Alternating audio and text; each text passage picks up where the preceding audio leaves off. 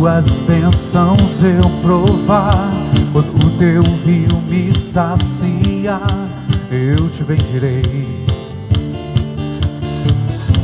Eu te bendirei quando no deserto estiver, quando a solidão me envolver, eu te bendirei. Pelas bênçãos recebidas te dou louvor. Quando as trevas me cercarem, cantar eu vou. Eu te bendirei, ó Senhor, eu te bendirei. Eu te bendirei, ó Senhor, teu glorioso nome bendirei. Eu te bendirei, ó Senhor, eu te bendirei. Eu te bendirei, ó Senhor, teu glorioso nome bendirei.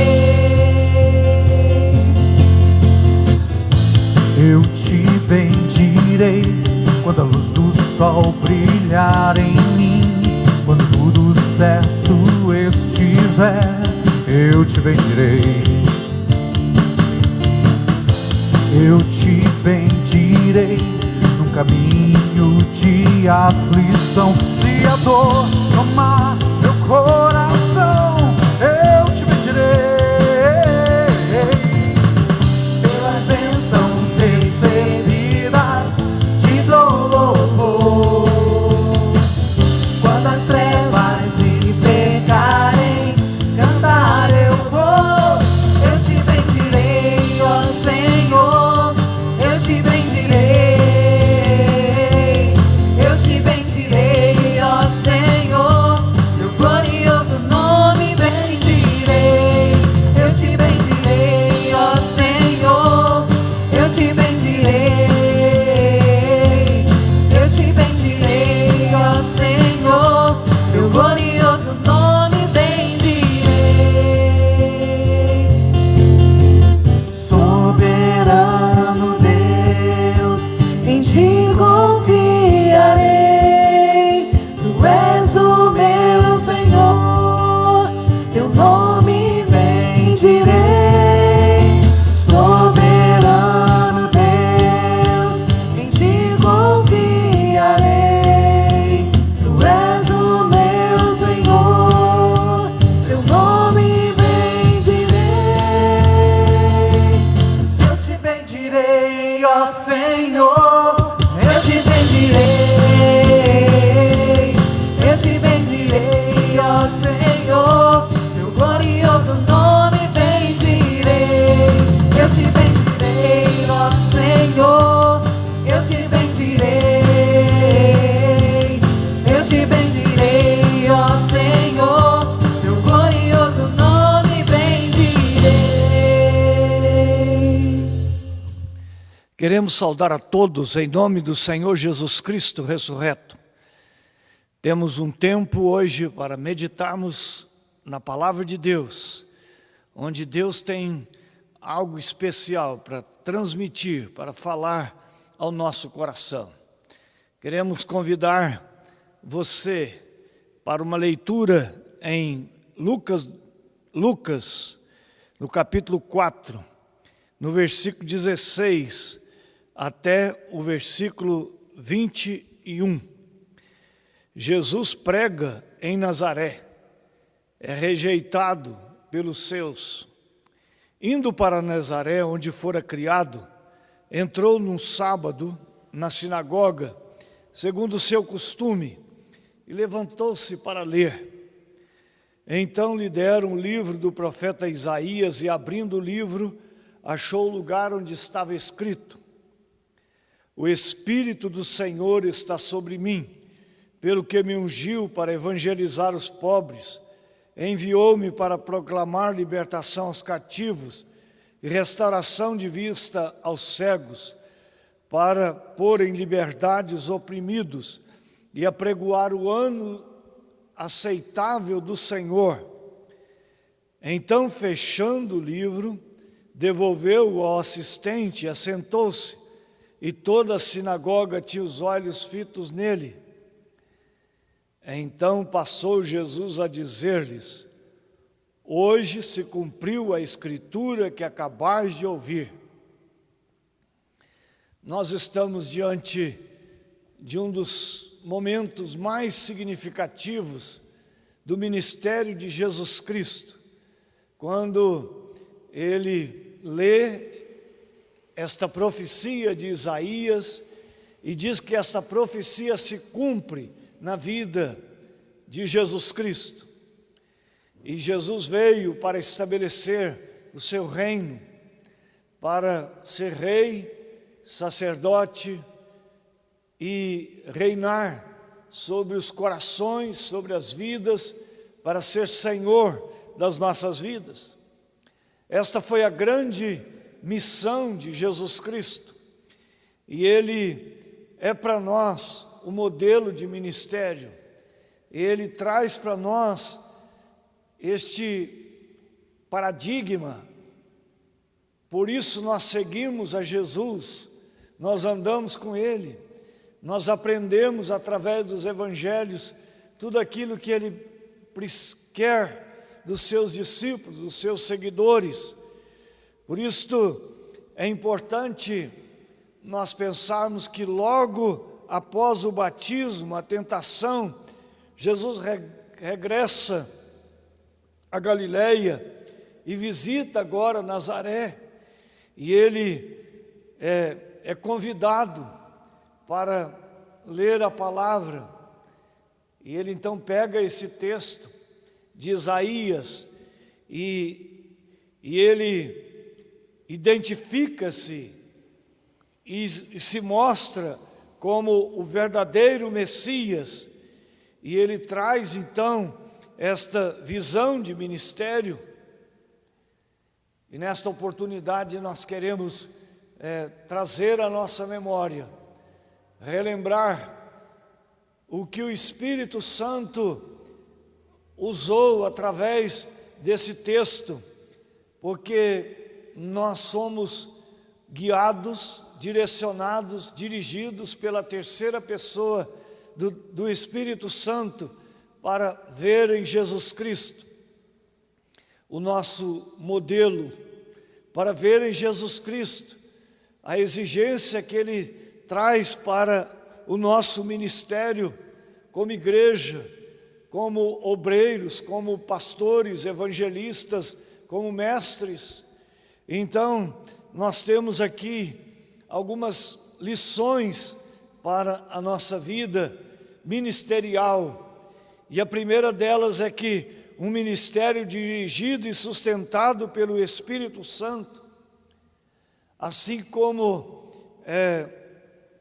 Jesus Cristo veio e exerceu o seu ministério, e que esse ministério está registrado nos evangelhos, no livro de Atos, nas cartas, nas epístolas, em Apocalipse, nós encontramos a ação direta e soberana do Espírito Santo para ensinar a igreja a caminhar e a olhar para Jesus Cristo como cabeça, como Senhor da igreja. E Lucas dá uma grande ênfase a esse ministério do Espírito Santo, a esse trabalho do Espírito Santo para nos mostrar Jesus Cristo como Rei, como Senhor, como sacerdote. E o Espírito Santo traz esta palavra aqui, e ele fala que Jesus exerceu o seu ministério no poder do Espírito Santo. Em Lucas capítulo 4, versículo 14, vai nos trazer esta realidade. Então Jesus, no poder do Espírito Santo, regressou para a Galileia, e sua fama correu por toda a circunvizinhança. Então, ele exerceu o ministério no poder do Espírito Santo. E nós temos Jesus agora cheio do Espírito Santo. O Espírito Santo tem a missão essencial de ungir o povo de Deus, capacitando e dinamizando para cumprir a missão, para cumprir o ID do Senhor, como vemos acontecer na igreja primitiva e como precisamos ver acontecer na igreja atual, na igreja contemporânea, na igreja do século 21, onde o Espírito Santo precisa estar direcionando todos os ministérios da igreja. Só assim os nossos ministérios podem parecer com o ministério de Cristo. Em segundo lugar, é o ministério da proclamação. Me ungiu para evangelizar, me ungiu para proclamar, para pregoar o ano aceitável do Senhor. A mesma mensagem de Jesus, a mesma mensagem da terceira pessoa da Trindade, o Espírito Santo, é a mensagem que nós temos hoje, a mensagem redentora em Cristo Jesus, para o pecador errante, para a ovelha perdida, para aqueles que estão fora do caminho, para voltar à presença do Senhor. Então a mensagem profética de todos os pregadores que são porta-voz de Deus, esta, assim diz o Senhor: veio a mim a palavra do Senhor, dizendo. O grande reformador Calvino vai dizer que Jesus, como profeta, veio para anunciar o reino de Deus. E ele então, quando lê esse texto, ele traz à nossa memória essas palavras: o Espírito do Senhor está sobre mim, pelo que me ungiu para evangelizar os pobres, enviou-me para proclamar libertação aos cativos e a restauração de vista aos cegos, para pôr em liberdade os oprimidos e apregoar o ano aceitável do Senhor. Então, nós vivemos nesta realidade, nesta perspectiva espetacular. A igreja prega esta palavra, que é a palavra do próprio Cristo, o Logos divino, como nós encontramos no Evangelho de João, no capítulo 1, esta expressão: no princípio era o Verbo, e o Verbo estava com Deus, e o Verbo era Deus. Lá no versículo 14, e o Verbo se fez carne e habitou entre nós, cheio de graça e de verdade, e vimos a sua glória, glória como do unigênito do Pai. Pregar o Evangelho, anunciar o reino de Deus, é anunciar Cristo como Verbo encarnado, como palavra que veio a nós, nos mostrando e nos trazendo conhecimento de Deus Pai, através do poder do Espírito Santo. A igreja e a sociedade precisam da proclamação de todos os desígnios de Deus, toda a palavra de Deus, todo o ensinamento de Deus, toda a verdade de Deus para as nossas vidas. Então nós proclamamos, nós anunciamos a salvação em Cristo, a vida eterna em Cristo, a volta de Cristo, o amor de Cristo, o Cordeiro de Deus que tira o nosso pecado e que nos dá razão de viver. Esta é a mensagem redentora, transformadora do Evangelho de Deus para as nossas vidas. Em terceiro lugar, o ministério de compaixão e solidariedade. Como é importante entender que o Evangelho é a libertação, Conhecereis a verdade e a verdade vos libertará. Se Cristo nos liberta, nós somos totalmente livres. Livres através do poder de Deus, que o Espírito Santo de Deus traz e ministra e alimenta e nos dá razão de viver através desse poder em nós. Evangelizar os pobres, proclamar libertação aos cativos, restauração de vista aos cegos, liberdade aos oprimidos. Jesus se interessa pelos marginalizados, por aqueles que estão à beira do caminho. Jesus olha com compaixão para aqueles que precisam da sua graça e misericórdia. E a igreja que segue a palavra de Deus, que obedece a palavra, é uma igreja que tem compaixão pelos pobres, pelos necessitados. Lucas, o evangelista, narra passagens como a ressurreição do filho da viúva de Naim, uma viúva que chora o filho que morreu, e Jesus vai ao encontro desta viúva para ressuscitar esse filho e devolver aquela viúva sofredora, porque Ele tem compaixão, Ele tem misericórdia.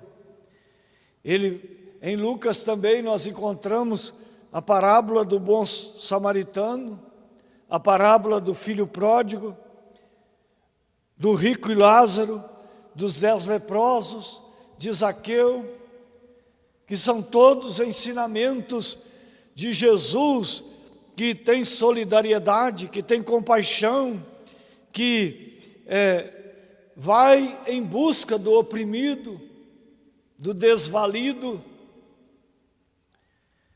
Então nós precisamos de ter no nosso tempo e na nossa hora esta motivação de servir a Jesus, de andar com Jesus, de fazer aquilo que Ele nos ensinou a fazer em favor dos necessitados. Quando nós abrimos em Marcos capítulo 10, no versículo 45, nós encontramos este ensinamento: pois o próprio Filho do Homem não veio para ser servido, mas para servir e dar a sua vida em resgate por muitos. Ele veio para nos servir, para ser o nosso exemplo, o nosso modelo. Será que você e eu estamos vivendo nessa perspectiva de viver para servir e não para ser servidos? Quantos vêm para a igreja só por causa das suas necessidades, às vezes físicas, às vezes emocionais, às vezes espirituais? Mas o Senhor nos dá o grande exemplo, o próprio Filho do Homem, filho aqui com letra maiúscula, não veio para ser servido, mas para servir.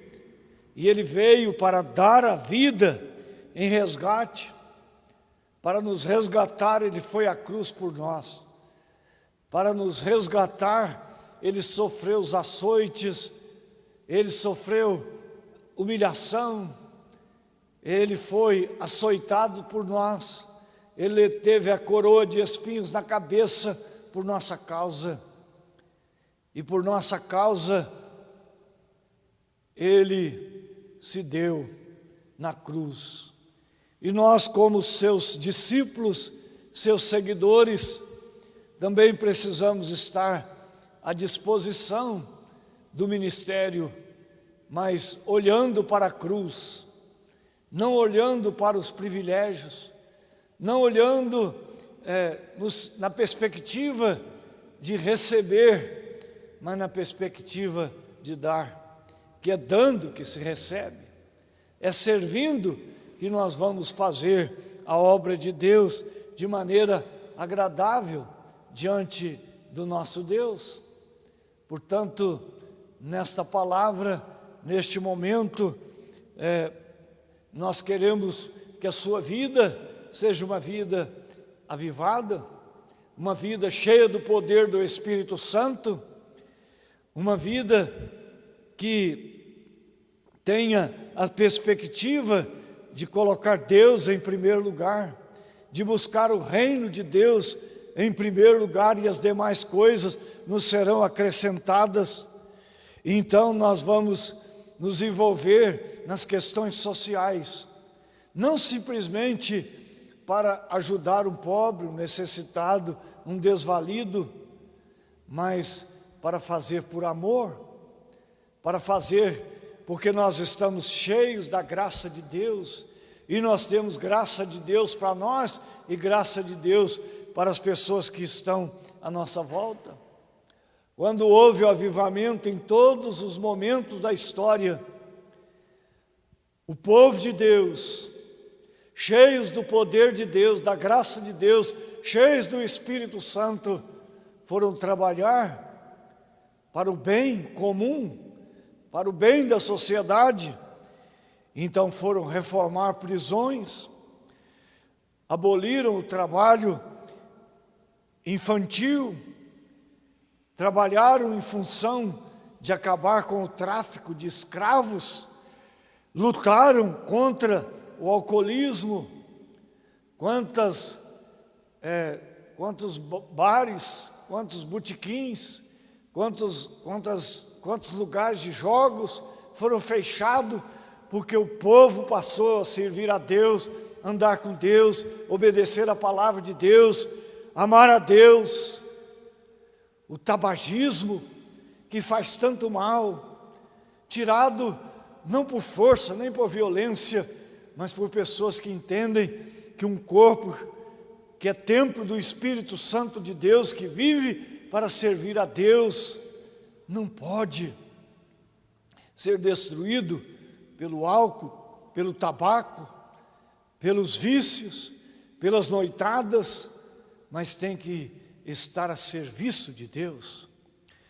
Os teólogos da América Latina, os teólogos de todo o mundo, dão ênfase à missão integral, onde nós vamos ter uma mente que ama a Deus, um coração transformado pelo poder de Deus, uma vida espiritual cheia do poder de Deus para ajudar as pessoas a viver melhor. E Jesus então pega esse texto e fala: isso está acontecendo comigo, isso há de acontecer com a igreja, com o reino que eu vim trazer e implantar na terra. Isso aconteceu com a igreja primitiva e precisa acontecer com a igreja atual, no ministério individual e como corpo de Cristo. Sigamos o exemplo de Cristo, vivamos uma vida na dependência de Deus e movidos pelo poder de Deus no nosso viver diário. Que seja assim, que a sua vida pessoal, que a igreja, a comunidade onde você serve a Deus, possa seguir esse exemplo de ministério que nos foi legado pelo nosso Mestre, pelo Senhor Jesus Cristo, e que nós possamos viver e andar em novidade de vida. Que seja assim, para a glória de Deus. Amém. Recebamos a bênção apostólica. Que a graça do nosso Senhor e Salvador Jesus Cristo, o amor de Deus, o nosso eterno e glorioso Pai, as ternas e doces consolações do Espírito Santo, repouse sobre nós, povo de Deus, e sobre todo o povo de Deus espalhado sobre a superfície da terra, e sobre todos aqueles que aguardam a volta do Senhor Jesus, agora e para sempre. Amém.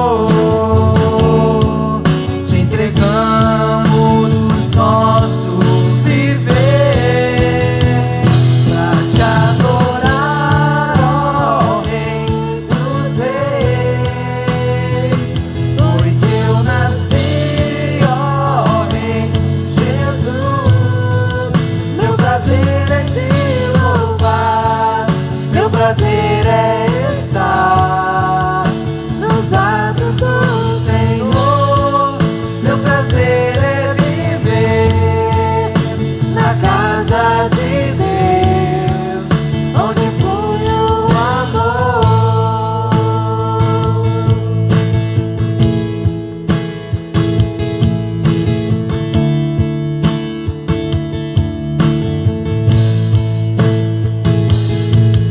Em espírito,